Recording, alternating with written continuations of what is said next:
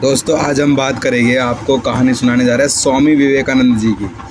स्वामी विवेकानंद जी ये 5th class की book की कहानी है, 5th क्लास के बच्चों के लिए है और ये बहुत प्रेरणा स्रोत वाली बात है। सुनिए, भारत की एक महान भूमि सदा से ही महापुरुषों को जन्म स्थली रही है।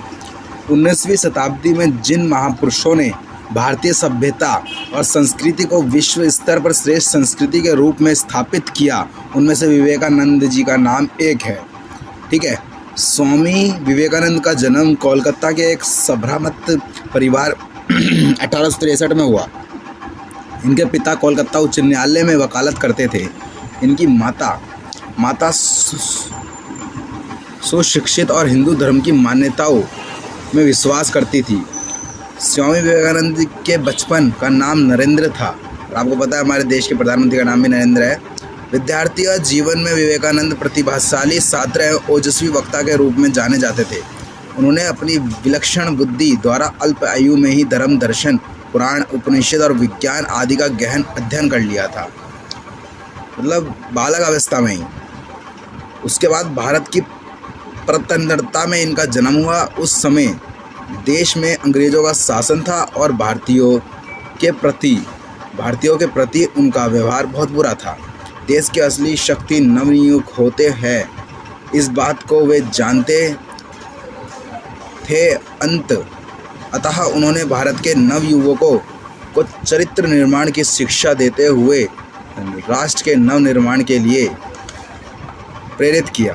वे जानते थे कि वर्तमान में देश को शारीरिक दृष्टि से मजबूत, दृढ़, शक्तिशाली, निडर आदि गुणों से युक्त नवयुवक की आवश्यकता है, जो अपने आप में तथा अपनी हिम्मत और शक्ति में विश्वास रखते हैं।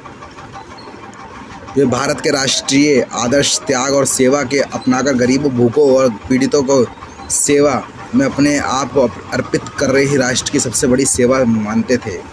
विवेकानंद में ध्यान को केंद्रित करने के अपार शक्ति थी।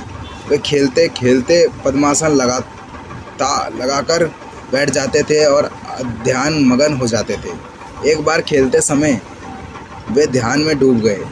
अचानक एक काले फन वाला सांप उनके पास आ गया। उनके साथ जो बच्चे खेल रहे थे वे सांप देखकर डर गए तथा भाग खड़े हुए। घर के लोगों को पता लगने पर वो दौड़े दौड़े वहाँ पहुँचे। सांप अपना फन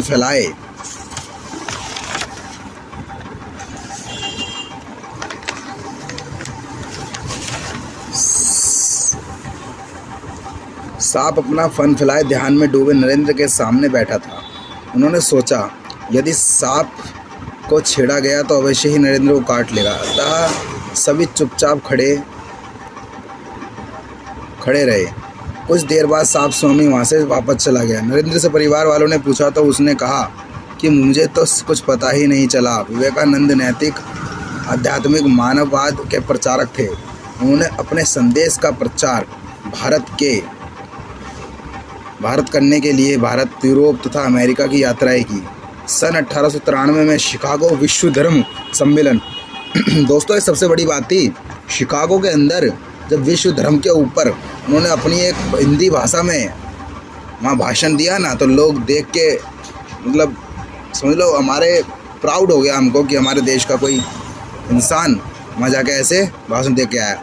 सन 1897 में उन्होंने रामकृष्ण मिशन की स्थापना विवेकानंद आध्यात्मिक क्षेत्र में भारत और शन पश्चिम एक सूत्र में जोड़ने का प्रयास किया। विभिन्न धर्मों व समन्वय व सद्भावना स्थापित किया। तो बच्चों ये विवेकानंद जी के ऊपर हमारी एक पूरी की पूरी स्टोरी है और महान इंसान थे और युवा राष्ट्र दिवस इनके जन्मदिन पे बनाया जाता है। और ये बहुत अच्छी बात है कि हम ऐसे हमारे देश में ऐसे महान इंसान जन्म हुए जिनके कारण आज हमें गौरवान्वित करने का मौका मिला है। तो ऐसी वीडियोस के लिए बच्चों सब्सक्राइब कर दो चैनल को।